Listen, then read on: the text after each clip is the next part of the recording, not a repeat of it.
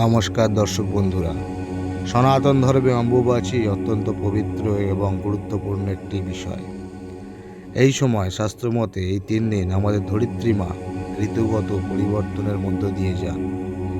তাই এই সময় প্রকৃতির শুদ্ধতা রক্ষা করার জন্য বিশেষ কিছু নিয়ম মেনে চলা আমাদের প্রত্যেকেরই দায়িত্ব। কিন্তু অনেকেই না জেনে এই দিনগুলিতে এমন কিছু ভুল করে বসেন যা শাস্ত্রে সম্পূর্ণরূপে নিষিদ্ধ এবং যার ফলে সংসারে অমঙ্গল নেমে আসতে পারে।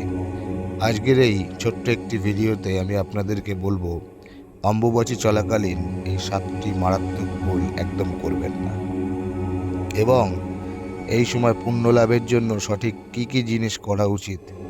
ভিডিওর প্রত্যেকটি অংশ গুরুত্বপূর্ণ, তাই শেষ পর্যন্ত অবশ্যই দেখবেন। প্রথম যে ভুলটা, সবচেয়ে বড় ভুলটা, সেটা হচ্ছে কি মাটি খোঁড়া বা ভূমিরূপ পরিবর্তন করা। এই 3 দিন ধরিত্রী মা ঋতুমতী থাকেন বলে বিশ্বাস করা হয়। তাই এই সময় জমিতে চাষাবাদ করা, কোদাল চালানো, গর্ত খোঁড়া বা ঘর তৈরির জন্য ভিত কাটার মতো কাজ সম্পূর্ণরূপে নিষিদ্ধ। এতে ধরিত্রী মায়ের কষ্ট হয় বলে মনে করা হয়।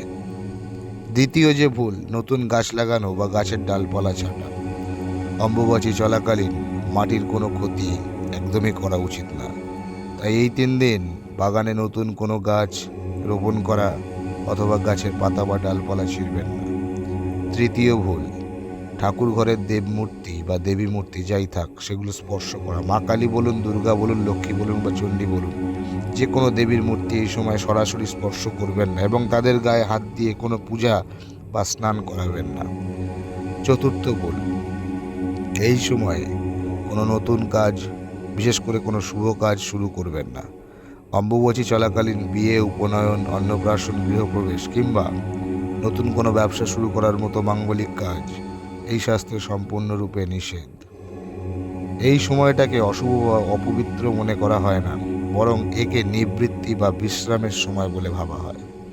পঞ্চম ভুল, দেবীর উদ্দেশ্যে কোনো বিশেষ পূজার মন্ত্রপাঠ, আরতি বা ব্রতকথা পড়া।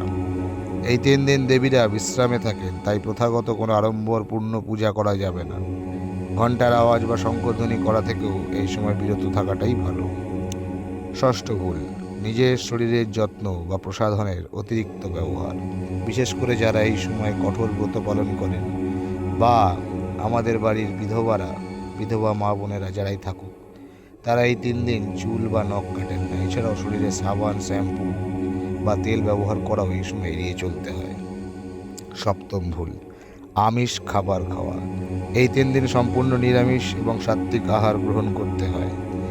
অনেক পরিবারে বা সাধক মহলে এই 3 দিন আগুন জ্বালিয়ে কোনো রান্না খাবার খাওয়া হয় না। তারা আগে থেকে তৈরি করা খাবার বা ফল আহার করে এই দিনগুলি কাটান। ভুলগুলো তো জানলাম, এবার আসুন জেনে নিই এই 3 দিন ঘরে সুখ শান্তি ও পুণ্য বজায় রাখতে আমাদের ঠিক কী করা উচিত। অম্বুবাচী শুরু হওয়ার সাথে সাথে আপনার বাড়ির ঠাকুর ঘরে থাকা সমস্ত দেবী মূর্তি বা ছবি একটি পরিষ্কার লাল কাপড় বা নতুন লাল গামছা দিয়ে ভালো করে ঢেকে দিতে পারেন। 3 দিন দেবী এই বস্ত্রের আড়ালেই থাকবেন। যদিও এই সময় দেবীর বাহ্যিক পূজা বন্ধ থাকে, কিন্তু মানস পূজা বা ধ্যানের মাধ্যমে আপনি মাকে সন্তুষ্ট করতে পারেন। আপনি আপনার ইষ্টমন্ত্র মনে মনে জপ করতে পারেন। এছাড়া আপনার দীক্ষা হয়ে থাকলে গুরুদেবের পূজা বা গুরুমন্ত্র জপ করার জন্য এটি অত্যন্ত শ্রেষ্ঠ সময়। অম্বুবাচীর দিনগুলিতে কাঁচা আম, দুধ, চিড়ে, মুড়ি এবং বিভিন্ন ফল খাওয়া অত্যন্ত শুভ বলে মনে করা হয়। লোকবিশ্বাস অনুযায়ী এই সময় আম ও দুধ খেলে সর্পভয় বা সাপের কামড়ের থেকে মুক্তি পাওয়া যায়। অম্বুবাচী শুরু হওয়ার আগেই আপনার বাড়ির তুলসী মঞ্চের বা তুলসী গাছের গোড়ায় ভালো করে মাটি দিয়ে একটু উঁচু করে দিন, যাতে বৃষ্টির জল জমে গোড়ায় না পচে যায়। এটি অত্যন্ত শুভ লক্ষণ। অম্বুবাচী শেষ হওয়ার পর, মানে যাকে নিবৃত্তি বলে, বাড়ির সমস্ত দেবী মূর্তি ও ছবি থেকে লাল কাপড় সরিয়ে নিন। এরপর গঙ্গা জল ছিটিয়ে বা জল দিয়ে মূর্তিগুলো ভালো করে ধুয়ে পরিষ্কার করুন। ঠাকুরঘর পরিষ্কার করে দেবীকে নতুন বস্ত্র পরিয়ে ঋতুফল যেমন আম, কাঁঠাল এবং দুধ নিবেদন করে স্বাভাবিক পূজা আবার শুরু করুন। সনাতন ধর্মের এই প্রাচীন নিয়মগুলি আসলে প্রকৃতির প্রতি আমাদের শ্রদ্ধা জানানোর একটি মাধ্যম। ধরিত্রী মাতাকে সম্মান জানিয়ে এই নিয়মগুলো পালন করলে সংসারে পজিটিভ এনার্জি বা ইতিবাচক শক্তি বৃদ্ধি পায়। আজকের এই তথ্যগুলো আপনার কেমন লাগলো তা নিচে অবশ্যই কমেন্ট করে জানাবেন। আপনার পরিবারে অম্বুবাচীর সময় কোন নিয়মটি সবচেয়ে কড়াভাবে পালন করা হয় সেটাও আমাদের জানাতে পারেন। ভিডিওটি ভালো লাগলে একটি লাইক দেবেন।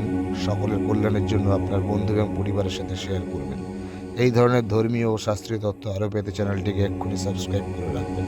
সবাই ভালো থাকুন, সুস্থ থাকুন। নমস্কার। জয় মা তারা, জয় মা কামাখ্যা।